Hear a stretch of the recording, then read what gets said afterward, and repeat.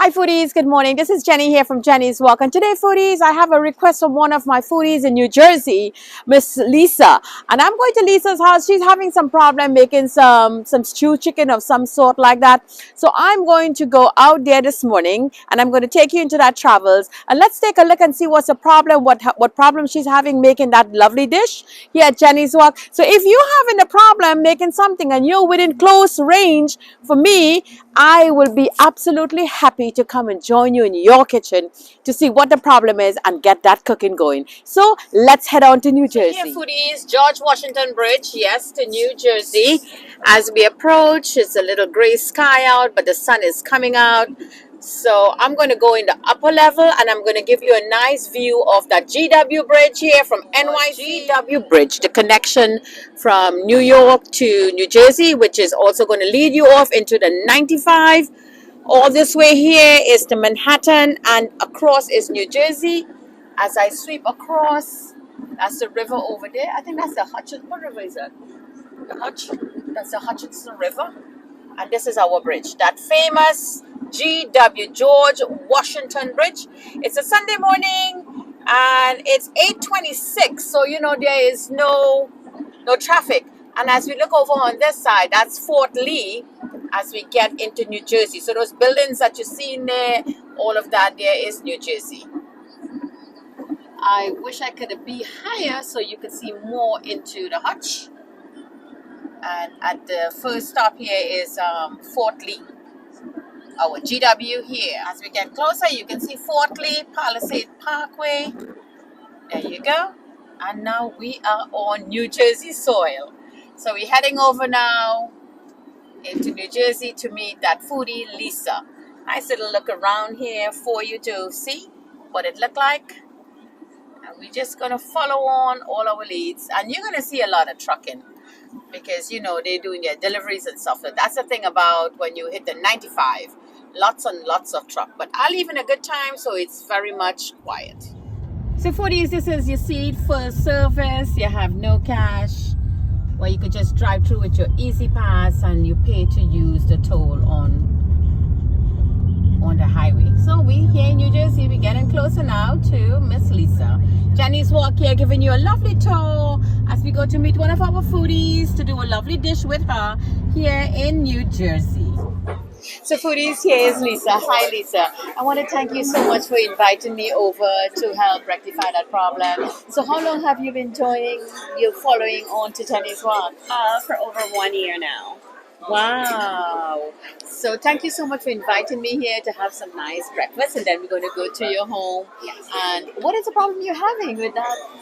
Right now it's making Caribbean style stew chicken. So what is the problem? Is it the coloring of the chicken? The color and also the texture of the sauce. Okay, so what's your problem? When you do it, let foodies know what problem you're having. The problem that I'm having right now is either it's too dark or too light, and the sauce, it's breaking up the meat so it's too thick, or it's very thin so it's not as saucy and rich as the Caribbean sauce usually is. So foodies, we are going to go into Lisa's house and we're going to get into that kitchen and I'm going to go wild, because you know, Lisa, I just love to cook. And I want to thank you so much for having a little breakfast here. Thank you so much for inviting me over to your home. And let's get into her kitchen after we're done to fix that Caribbean style stew chicken.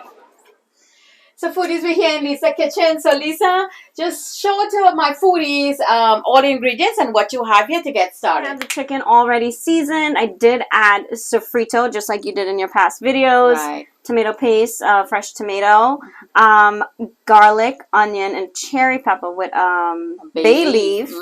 The sugar, just like you told me to prepare, some sazon for the color and the flavor, as well as the pigeon peas, because I love this. Nice. And some tomatoes with chili. Great choice. I see you looking at my video well, that you be doing your own. Yes. Perfect. So you have your pot all come up to a heat there, Lisa? Yes. So Lisa, before we start going, what I want to show to you, when you marinate your meat and if you put coloring agents into it to get that red color and you're ready to stew, you will have to cut back in putting your caramelization, because if you go too brown with a red already, that will make it dark. Too dark. Oh. Yeah, so if you prefer to just marinate your meat only with green herbs and not coloring agents like ruku and sazon and tomato paste and those stuff, that will help you acquire the color you want by just using the brown sugar. So seeing that you have that there, you could go ahead now. This is just a half a teaspoonful of brown sugar.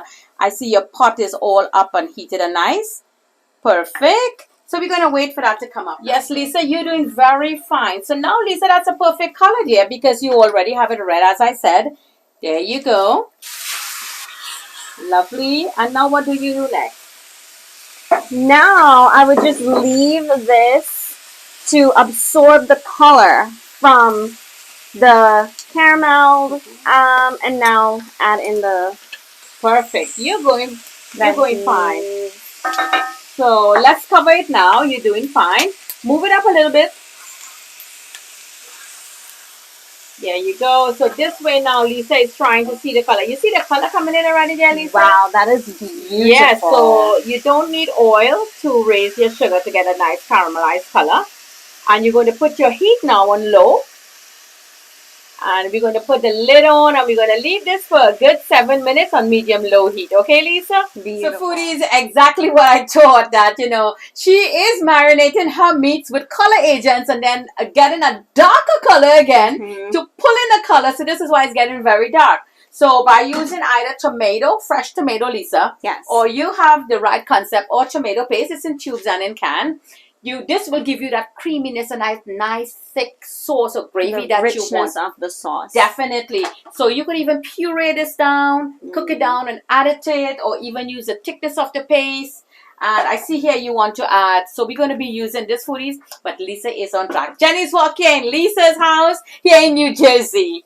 So here we have a very beautiful color in the stewed chicken. You like it? I love it. It's not too dark. It is not too light. It is a very, very... Is that what you were looking for, Lisa? Absolutely. Absolutely. So the pot is calling you, Lisa. Now we're going to add in our fresh sliced tomatoes and our dry pigeon peas to the stewed chicken. Doing great.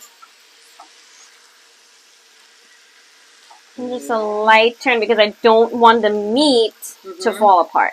And that was my problem in the past. Okay, so did you add salt to marinate your meat? No, no salt, but we do have some salt on the side. Yes. There you Just go. a pinch of salt for taste. Great. So what you're going to do now, Lisa, we're going to leave that alone and we're going to cover it and leave it on medium-low and let the tomato now is going to melt and give a beautiful color now to the chicken. Remember, it's still not done cooking. The fresh water is still letting out. And then we have water boiling, so we will add when we're ready. So we're going to put the lid back on. There you go. And we're going to continue cooking, Lisa. So now the pot is calling, Lisa. Lisa, what's going on in that pot there? So the fresh water has already evaporated. All the flavors are mixed in. So now we're going to add our hot water. To continue the process of cooking. Yeah, there we go. All right. Now we cover this. Easy, because I see you only cook for one. Oh, there we go. Yes, Lisa. So what we're going to do, we're going to lower the heat now. And we're going to let this cook very slow until the water burns out, or if you need some extra gravy in it, and then our chicken will be done. How do you like this prep, Lisa? I love it. I love the richness of the sauce already. You could see the flavors in there, the seasonings in there. So the color is perfect as well. And the kitchen smells great. Oh, it smells delicious in here. Okay, so let's let that finish up now. So here's the final product, our beautiful Caribbean style stewed chicken. Good to see Jenny's walk, Lisa. Woo! All right, look at that beautiful, rich sauce. Is that what you were looking for? This is exactly what I needed. This is exactly the texture. Pull it up, my dear Lisa. Pull everything up into that bowl and let's do a lovely presentation to show foodies. So you can invite me anytime. My foodies out there who have any problem doing anything, once you are within range where I am always available to come by and do this. I see how Lisa is so happy. So what are you doing there now, Lisa? Now I'm just going to top it with some fresh Italian parsley. It gives it a very fresh taste when you dig in, but absolutely beautiful. Oh, wow. So Caribbean style stew chicken. So, my dear foodies, Lisa, I want to say thank you very much for inviting me over to your home, to your kitchen, to indulge in her cooking and to teach her, give her little tutorial cooking instructions. She just needed a little bit. She basically had it right. Beautiful. And take that, go, knowledge is Yes. power. You know, keep your feet on the ground, keep reaching for the spices, Lisa, and continue cooking. Never stop cooking. Thank you for having me. Thank you, Jenny, for coming, taking time out of your very busy day to help me with this beautiful, delicious meal. So again, thank you so much. Thank you for having me. Bye, foodies.